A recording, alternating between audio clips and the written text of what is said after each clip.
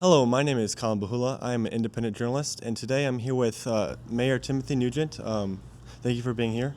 Thank you for asking. Um, so you have been the mayor of Manteno for 4 consecutive terms, and many Mantenuans do not know very much about you. So who is Timothy Nugent?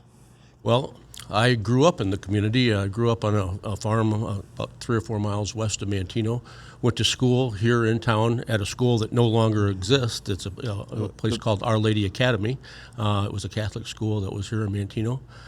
Went to Bishop McNamara High School in Kankakee, and it basically went on to college after that. But I've lived in the Manteno area and in the village of Manteno almost all of my life.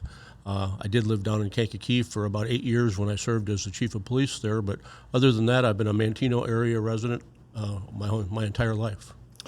What do you think changed the most about Manteno since you started your first term? Oh, Manteno's changed a lot in the last 16 years. You probably don't remember, but back in the early 2000s, Manteno was really in a growth explosion. We had a lot of houses being built. Manteno's population went from 3,000 to 6,000 to 9,000, and we were having 130, 140 homes built in Manteno every year, which was great for growth and bringing in new people. But it also created a lot of issues for our infrastructure, for our schools, for the government, because we weren't necessarily prepared for that rapid growth.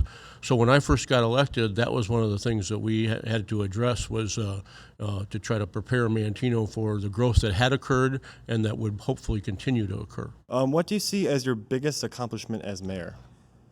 Well, I think we've made Manteno a more family-friendly community over the last 15 years. We've done a lot of upgrades to the community, tried to make sure people who lived here take pride in the community. We try to invest in our community to make our town look nice, look appealing, not only to the residents but to visitors. I want people to be proud to live in Manteno. I want to give them opportunity of things for them to do, things for their families to do. Manteno is a great spot, a great place to live and work and raise a family and retire. We have a lot of seniors who are here in Manteno. So, like I say, one of the things is that we try to do is invest in the community and make Manteno one of the best small towns around. Yeah, like with all the new parks starting, like in the downtown. Right. It's very nice. We've spent a lot of money, and some people have been upset because we've made a lot of these investments. But I think they're investments in the future, and I think now you'll start to see some of those things pay off. A few years ago, we didn't have the Main Street Plaza, we didn't have Memorial Park, we didn't have Legacy Park, we didn't have the Square on Second. All those things. Once we get them up and going, the community seems to embrace them and be glad that we have them. And I hear, as I travel around the rest of the county, I hear other communities that ask me, well, how did you do this? How did you do that? They wanna be like Manteno, and to me, that's a compliment. When other communities want to follow in some of our footsteps, I think that's a compliment to our community, a compliment to the people who live in Manteno. To prepare for this interview, I asked many people as I could, what they would want to ask you, and over got the same question: is what do you do as mayor? As mayor, what I try to do is make sure that we hire the best people to work and to manage the community. We have a full-time village administrator that is the 40-hour-a-week, day-to-day person that operates the village. As mayor, I'm the president of the village board. We have 6 elected trustees who serve with me, and we meet every 2 weeks here in this room, and we set the policies for the village. We set the budget. We oversee the expenditures. We set the tax rates for the village. We work with all the other governments that are around. And one of the things that we've been very happy with and successful with is that we've been able to cooperate with all the other governments that that also are in Manteno: the library, the fire department, township, a school district. All of those other governments, we work hand in hand with them and meet with them all the time to make sure that the residents in the community are getting their best bang for their tax buck. Everybody knows that Manteno, our taxes are they're right up there with with a lot of communities, and we want to make sure that the people are getting something for that investment. And the schools obviously do a great job, and we're very proud of them. We want people to be very proud of the rest of the community also. It is no secret that the pandemic has directly affected every single person in this country. This being said, do you believe that the state government's guidelines have hurt or helped the community throughout this pandemic? Well, economically, there's no question that the guidelines have hurt. You know, the question is, where would we be without those guidelines? Back in March when this thing started and the new state guidelines came down, we were all shocked to see what was being asked of us, but we also want to make sure that we did the right thing. Unfortunately, in this kind of a situation, nobody knows what the right thing is. Yes. And the governor talked when he first set these parameters months ago, is that if we don't have people, mass people getting sick and the hospitals filling up, that's a victory. I think that we've had that. The problem we have now is that because of that victory, we've had an awful lot of businesses that have suffered and suffered drastically. And when we got a little bit of taste of normalcy going back 30 days ago, the businesses were starting to do a little recovery, and then all of a sudden we stepped back, and that's really hard for a lot of the businesses to accept. That sure we want to protect our health, but we also want to make sure that our business and our economic health is there too. And trying to weigh those two things, I think, is really the problem that we've seen in this whole pandemic. Yeah, I definitely see that as a problem that's not there's no right answer and it's really hard to solve. Right, and no one can predict the future. I mean, if we knew that, hey, if we did A, B, and C, that 3 months down the road we'd all be okay, that's fine. But nobody knows what the future holds, and nobody knows what the pandemic, how serious it's going to be. So we, have erred on the side of caution, but we've paid a steep economic price for it. Yes, absolutely. Manteno schools have chosen to hold in-person schools despite the fact that social distancing is not always possible. Do you support this choice? And if not, what model do you support? Well, I support the administrators at the Manteno Community School District. They're the professionals that are hired to run the system. They, in my opinion, they've met and they've determined that they think this is the best thing for the students and for the school district and for the community. I have to take that decision and assume that they're weighing everything and that they're hopefully making the best decision. My personal opinion, again, I have to defer to the professionals. If we hire the professionals and we don't listen to them, why did we hire them? Yeah, And so I think we've got a great group of people that run the school district, and I'm sure that if they see something going the wrong way, they will make changes. But as it stands right now, I'm behind their decision 100%. Do you believe the people of Manteno have responded to the guidelines and the pandemic as they should, or have they worked against their own best interest?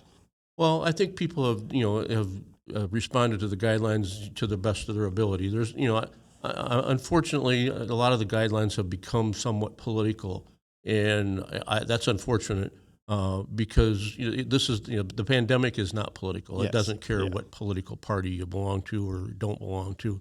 And we've asked the people, to do certain things, and I think a lot of people have done a great job. Naturally, in any type of situation, there's always some outliers there that that are rebels and that don't follow the rules like everybody else. Of course. Are they wrong or right? I'm not condemning them. I'm just saying that it's just like everyday life in normal times. We always have people that are breaking the Yes. rules, and I don't think that's going to be any different now in the pandemic time. And again, there's like no right or wrong answer with the whole guidelines too. So it's- Exactly. No, like I say, nobody knows what's right. Exactly. As a police officer for over 20 years, as well as serving on the Illinois Law Enforcement Training and Standards Board, what is your opinion on today's climate? Well, we're certainly living in a changing climate, and I think that's the only thing that is constant is change. Yes. And there's something new every day in communities all over the country. I had a law enforcement training standard board meeting today, and one of the things that we continually talk about is the need for reform, the need to be have the police do a better job. The police are put in some really precarious Yes, of situations course. on a regular basis, and it's my opinion that 99.9% of the policemen that are out there, policemen and women, they do a great job, and they want to do a great job, but they get put in a lot of situations, and they have to make spur of the moment decisions that everybody else can then review on video for days and weeks later and decide whether or not they did the right thing. And that's tough. Now, there's no question that there's been a lot of, terrible things happen over that have been recorded over the last several months. And I'm sure that it's probably taken place over the last generations that are now coming to light. Absolutely. And we need to fix that. We need to make policing different. And I think the police are accepting of that. The policemen, they've taken on roles that they weren't necessarily supposed to take on. They are not only public safety responders, but they're social workers, they're paramedics, they're Yeah. EMTs. They respond to basically every type of emergency and see every individual, and sometimes in their worst light. We need to give them some help in a lot of different ways. In give them some relief and give them some training, and it's up to us as the standards board to help them with that, and it's up to us as a society to help them with it. Because like the day we see the police is usually our worst day, but for the police, that's every day. That's right? every day. I mean, that's why that was one of the things that made being a police officer exciting. It's also scary. You might be working the midnight shift and there's nothing going on at all. And in one call, within a fraction of a second, you get a call to go somewhere, and all of a sudden you're put in a situation that could be life changing not only for you but for the people that you're at. I mean, I've gone to car accidents where people have died in front of me. I've gone to, domestic disturbances. I've gone to homicides, to murders, to fires where people have died. You put yourself in situations that you never anticipated that you'd ever be in, and that's the policeman and fireman's day-to-day work. Yeah, I mean, it's definitely not an easy job. Oh, no, not an easy job, and the people that do it, they're bound to make mistakes. We need to try to help them to make as few as possible, and we need to also put ourselves in their shoes and realize that when we're watching a video the next day about what some officer did, it's a lot different than being that officer in that scene in that moment that night. Of course. Although the future is uncertain, what do you think the next year will look like for Manteno? Well, hopefully it's prosperous. I mean, I'm hoping that that there's a vaccine for the pandemic, and that we can get back to some more normal social activity. I think that's that hopefully that's going to be coming sooner rather than later. And I think when that happens, people will be breathing a sigh of relief and just want to get Yes. out and start socializing and hopefully planning more and more events. We want to get back to the old normal. Yeah. Whether the old normal is there to come back to or not, I don't know. Yeah, I'd love to get back to like 2019. Well, yeah, it really disappoints me as the mayor this year to not be able to have the fireworks or that the Sportsman's Club sponsors, not be able to have our Rocking on Main Street events, our movies in the park, all those things that we really take a lot of pride in, and that really puts Manteno on the map. We haven't been able to do this year, and we want to do that again. Especially like Oktoberfest. A lot of people, my friends, they love Oktoberfest, including me, and just seeing that go Sure. is definitely Well, hurts a in little bit. October, in all the school events, Yeah, of course, yes. think about all the school kids that have missed their senior and junior years playing football and soccer and baseball and in their graduations and their proms and all that. That's stuff that you remember the rest of your life. As old as I am, I remember it. And it's sad that a lot of people didn't get to do that this year. And hopefully that it's a 1-year deal and that we can get back. Absolutely. What do you want to see changed or added to Manteno within the next 5 years? Well, I'd like to see a little more growth. I'd like to see some new construction. I think new construction hopefully brings in new young families, and I think we need new young families in order to keep Manteno vibrant. We've got a great community. We've got a great mix of families, of middle-aged people, of seniors, and I think we need to try to continue that. Probably some different type of housing. Not everybody wants a 3-bedroom house with a 2-car garage anymore. We might want to, think about having some different type of housing that could potentially come to Manteno.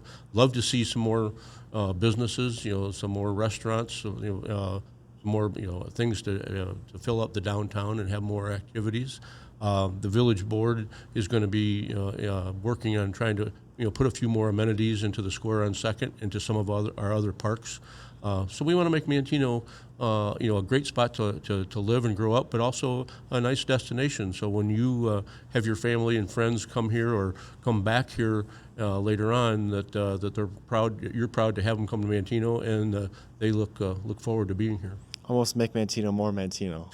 Exactly. We want. I love it when people are taking pictures of the murals and putting them out on Facebook and Instagram and all that, and and advertising Manteno for us. That's a good thing. Yeah, I definitely love the murals. They're just popping up everywhere. It's Right, great. and we'd like to do some more of them. I'm always, when I drive around in my golf cart, me and my wife are always looking for more walls that we could, talk to the owner and say, hey, how about a mural there? Yeah, I mean, of course, more murals the better. Yeah. And the final question is, so where in Manteno is the best place to order pizza in Aurelio's counts? It's funny, but whenever a new restaurant is talking about coming to town, we always hear people say, "Oh my God, not another pizza place." Well, obviously, people in Manteno like pizza, and I'm one of those guys. And I can't say any place that is the best, but I think that every place is the best on an individual night. I mean, if you have Monocle's on Monday, then Silvano's on Tuesday, and Anthony's on Wednesday, and and it just goes through the list because like I say, I love them all, and Mama Grisano's is a great spot. They're all good, and I hope we get more of them. Of course.